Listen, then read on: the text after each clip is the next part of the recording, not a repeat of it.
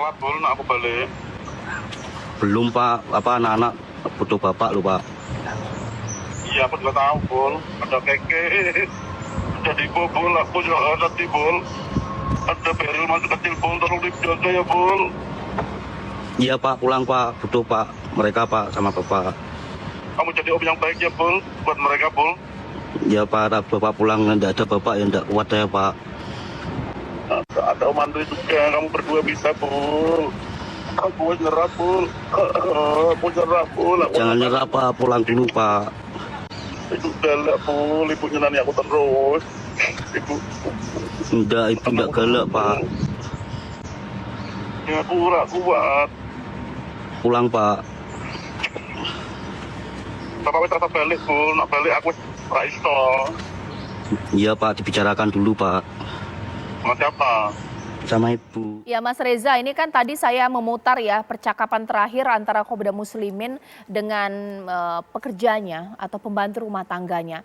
Sebenarnya apakah bahwa indikasi ini jangan-jangan Kopda Muslimin ini depresi sehingga menghalkan segala cara untuk mengatasi masalahnya dengan menyewa pembunuh bayaran ini? Saya lanjutkan asumsi Mbak Caca. Kalau yang bersangkutan disebut depresi pasti ada sebab musababnya. Kalau sebatas dari cuplikan perbincangan yang tadi kita simak, sumber depresinya meminjam istilah Mbak Caca, sumber depresi atau tekanan batinnya tampak tidak terlalu sulit untuk kita duga. Jadi sekali lagi ini sebagaimana tadi saya katakan di segmen sebelumnya, hanya ada penderitaan yang luar biasa hebat sajalah yang kemudian bisa mendorong seseorang memutuskan untuk melakukan kejahatan pada titik puncak itu, yaitu menghabisi nyawa orang lain. Jadi maaf kata ya, sekali lagi saya tidak sedang memberikan pembenaran apapun terhadap pelaku. Tetapi sekali lagi kalau yang bersangkutan memang disebut mengalami depresi, depresi pasti ada sebabnya, maka tidak tertutup kemungkinan bahwa peristiwa yang sangat menyedihkan ini sekaligus sangat membuat kita marah ini berawal dari posisi ketika seseorang berada di kedudukannya sebagai korban. Ya. Tapi karena dia tidak mampu menyelesaikan masalah secara konstruktif, maka dia geser posisinya dari korban menjadi seorang pelaku. Lebih dikarenakan tidak lagi menemukan cara lain yang bisa dia lakukan untuk mengatasi masalahnya. Oke. Tapi saya tandaskan sekali lagi, ini bukan merupakan bentuk simpati saya terhadap pelaku, bukan merupakan pembenaran, tetapi sebagai sebuah bahan pemikiran bahwa seseorang yang hari ini berkedudukan sebagai pelaku tidak tertutup kemungkinan awalnya berada pada posisi sebagai korban. Oke, mungkin saya ke Pak Doni. Pak Doni, supaya untuk menjadi keterangan pendukung dari benarkah memang ada konflik rumah tangga yang mengakar dari peristiwa ini, ketika dimintai keterangan dari keluarga sang korban yakni istri dan bahkan juga keluarga dari pelaku Kopda Muslimin almarhum, memang benar bahwa mereka ini bertengkar hebat atau mungkin memang sudah tidak akur, seperti apa? Jadi begini Mbak, terkait peristiwa ini dari pihak keluarga yang sudah kami ambil keterangan baru ibu dari korban. Ibu dari korban berarti mertua dari Pak Muslimin sendiri, Kopda Muslimin. Dan sepanjang pemeriksaan mertua Muslimin ini tidak menjelaskan adanya konflik di dalam keluarga anaknya dengan Kopda Muslimin. Kalau dari tetangga sekitar Pak, apakah pernah mendengar mereka ribut, bertengkar? Nah, termasuk dari saksi-saksi yang sudah kami periksa pun belum pernah mendengar ataupun melihat secara langsung adanya keributan antara Muslimin ataupun dengan istrinya. Oke. Kalau ditahan dulu Pak Doni. Mungkin saya ke Mbak Devi. Mbak Dovi, ini memang menjadi tugas aparat kepolisian untuk mengungkap kasus ini. Tapi dari puzzle ini ya, dari rekaman tadi, apa yang Mbak Devi bisa artikan? Apakah ini memang ketika posisi puncak sudah di tingkat depresi, gelap mata sudah? Ya, saya tidak mau menduga-duga karena ini perlu analisa yang pasti mendalam. Tapi begini, ada penelitian menarik terakhir 2021, seorang peneliti dari Asia yang kemudian mengatakan istilahnya love you to kill you. Cinta yang membunuh. Apa sih cinta yang membunuh? Dalam hasil penelitian yang bersangkutan ada 4 alasan yang kemudian bisa membuat orang yang atas nama cinta itu kemudian melakukan tindakan kekerasan. Pertama jelas perselisihan karena perpisahan misalnya. Nah mungkin dalam hal ini, dalam kasus ini itu tidak masuk dalam kategori itu gitu. Karena perpisahan yang menyedihkan itu akan membuat orang kemudian merasa ditinggalkan dan karena saking cintanya tentu saja mengharapkan hal tersebut tidak terjadi. Sehingga menyakiti tanda kutip hingga membunuh itu menjadi jalan agar tidak terjadi perpisahan. Lalu yang kedua adalah cinta segitiga. Nah ini satu hal yang memang kelihatannya drama betul, tapi ini memang secara nyata juga terjadi gitu ya. Ketika orang merasa bahwa ada hal yang direbut dari dirinya karena pada dasarnya manusia itu kan tanda kutip egois. Kita tuh selalu ingin eksklusif gitu. Kalau kita tahu orang yang kita miliki kemudian direbut oleh orang lain atau sebaliknya, maka ada kesedihan di sana. Nah, ujungnya bisa kemudian keputusasaan dengan memilih jalan kekerasan. Lalu ada juga persoalan-persoalan terkait dengan ekonomi misalnya.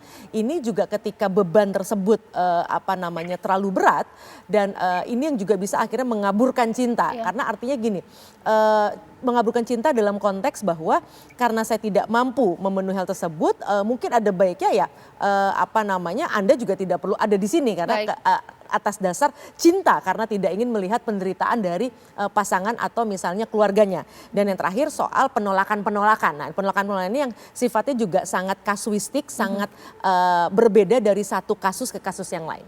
Oke, mungkin saya kembali ke Pak Doni. Pak Doni, berdasarkan informasi juga sebenarnya pihak dari mertua ini tidak tahu ya Pak ya bahwa uang 120 juta yang dipinjam itu ternyata untuk menghabisi mantunya ini, seperti itu Pak?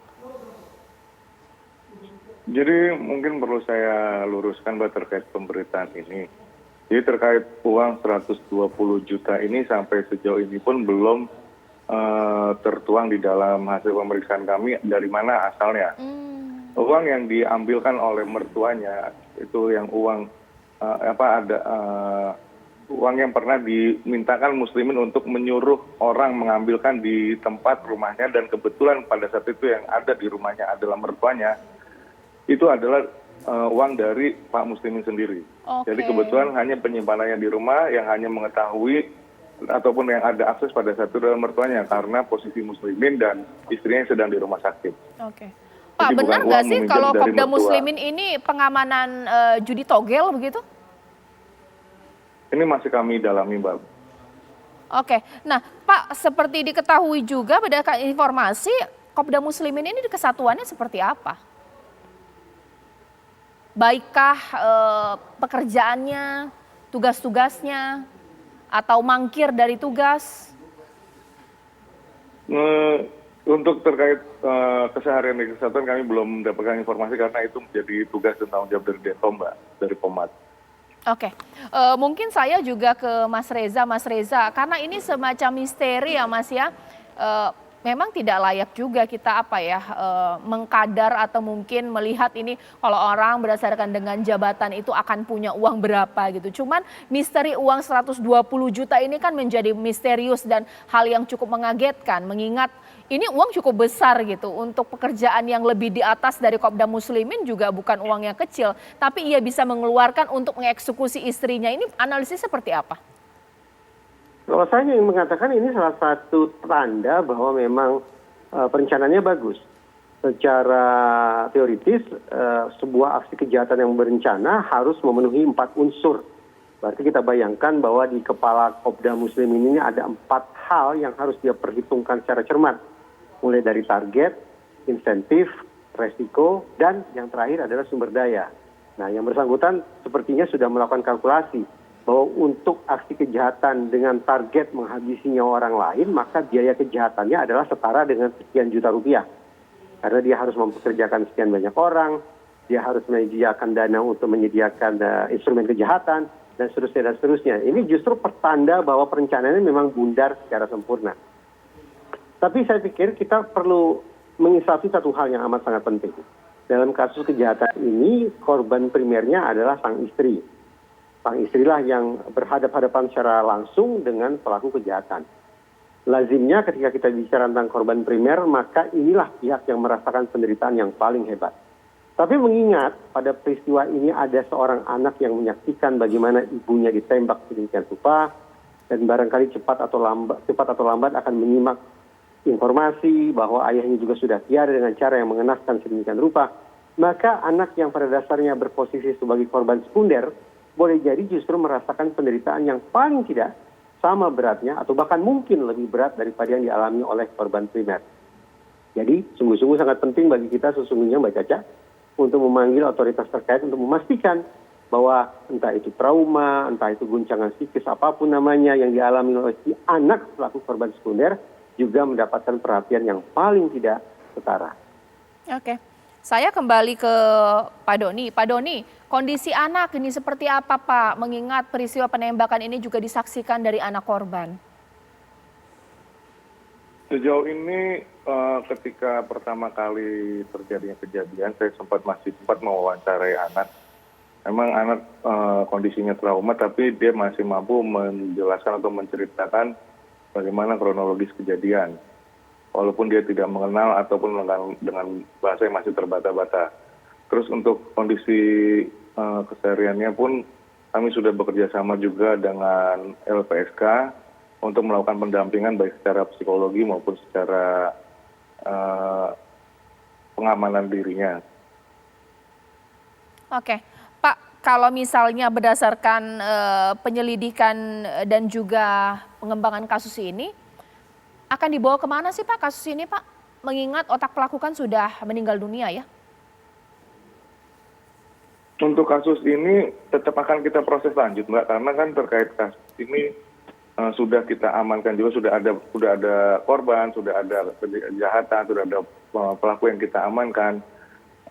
Jadi terhadap kasus ini tetap kita akan proses lanjut, kita akan lakukan pemberkasan sampai dengan proses sidang. Terkait masalah otak pelaku yang meninggal dunia dan hubungan yang bersangkutan juga anggota aktif dari TNI, maka proses penanganannya nanti akan dilakukan oleh POM AD, Pak. Oke, mungkin saya ke Mbak Devi. Mbak Devi, ini memang bukan kali pertama ya peristiwa pembunuhan melibatkan pembunuh bayaran. Apakah sudah jadi biasa di masyarakat kita ini? Hal yang seperti ini? Ya, kita perlu hati-hati untuk menyimpulkan hal tersebut. Tapi yang paling dominan sebagaimana yang saya sampaikan, bahwa perspektif bahwa perempuan dan anak itu adalah objek, sehingga kemudian mereka bisa dengan mudah diperlakukan sebagaimana objek, seperti misalnya pot bunga dan sebagainya, mau kita pindahkan, mau kita lakukan apapun, ini adalah akar dari cara pandang tersebut. Sehingga kemudian ada sebagian dari pelaku-pelaku kekerasan itu yang kemudian kehilangan kontrolnya, sehingga ujungnya adalah kematian gitu ya. Nah, ini yang sebenarnya sangat berbahaya, yang artinya belajar dari kasus-kasus yang ada, kita harus mulai menanamkan pendidikan bahwa baik itu wanita, baik itu anak-anak, itu tetap harus mendapatkan penghargaan. Karena pendidikan inilah yang mudah-mudahan akan membawa siapapun dalam hubungan pasangan itu bisa saling menghormati. Kalau kemudian sudah ada satu atau dua dalam artian masing-masing pihak atau salah satunya yang merasa lebih dominan dan kemudian merasa lebih memiliki kekuasaan untuk mengatur yang lain tapi tidak dalam konteks saling ikhlas misalnya, ini yang akan berbahaya. Karena lagi-lagi ruang privat adalah ruang yang kita tidak bisa memasukinya, dan apalagi sekarang kecenderungan manusia modern selalu berkata bahwa urusan Anda, urusan saya. Ini yang kemudian berpeluang membuat kasus-kasus kekerasan ini sebenarnya adalah kasus-kasus senyap yang jangan-jangan dugaannya sebagaimana data-data yang ada itu jauh lebih banyak dan banyak yang tidak bisa keluar dari masalah ini. Oke, Mas Reza, terakhir di sini kan memang yang kemudian menjadi sorotan adalah ketika bahwa peristiwa perencanaan pembunuhan ini karena Kopda Muslimin depresi atau mungkin stres dengan tekanan rumah tangga dan kekangan istrinya. Seakan-akan nanti jangan-jangan publik dibuat lupa bahwa ternyata faktanya adalah peristiwa perencanaan pembunuhan ini dilakukan di depan anaknya sendiri. Kok tidak ada rasa khawatir? Bagaimana kalau meleset tembakannya? Seperti apa Mas Reza supaya masyarakat tetap fokus dengan kasus ini?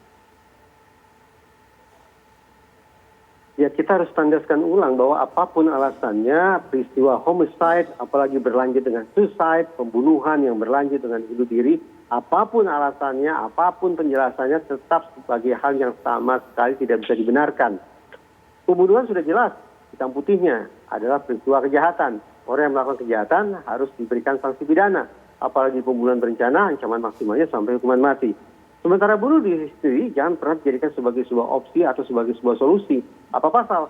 Karena bunuh diri, sekali lagi apapun penjelasannya, apapun alasannya, apapun motifnya, niscaya justru akan mendatangkan persoalan berat susulan yang tidak dialami oleh si pelaku bunuh diri itu sendiri, tapi dialami oleh orang-orang terdekat, orang-orang yang paling peduli pada diri si pelaku. Jadi tidak hanya meninggal dunia dengan cara mengenaskan sedemikian rupa tidak menyelesaikan masalah, tapi justru mendatangkan masalah dengan skala yang lebih luas kepada orang-orang yang semestinya tidak terkena getahnya. Oke, baik. Mungkin juga terakhir kepada Pak Doni. Pak Doni, ini apa kemudian ancaman hukuman untuk para pelaku eksekutor dan uang 120 juta rupiah ini sudah disita kah, Pak? Seperti apa?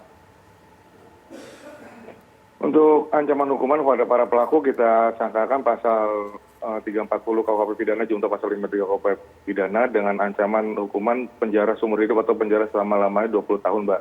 Terkait uang sebagai 120 juta ini sebagai informasi dari mereka, ada sebagian yang sudah dibelanjakan atau dibayarkan utang dan lain-lain. Untuk beberapa yang sudah dibelanjakan sudah beberapa kita sita seperti motor dan lain-lain, Mbak. Baik, terima kasih AKBP Doni Sardo, Kasat Reskrim Polrestabes Semarang, dan juga Mbak Devi di sini sebagai pengamat sosial kita dan Mas Reza Indragiri.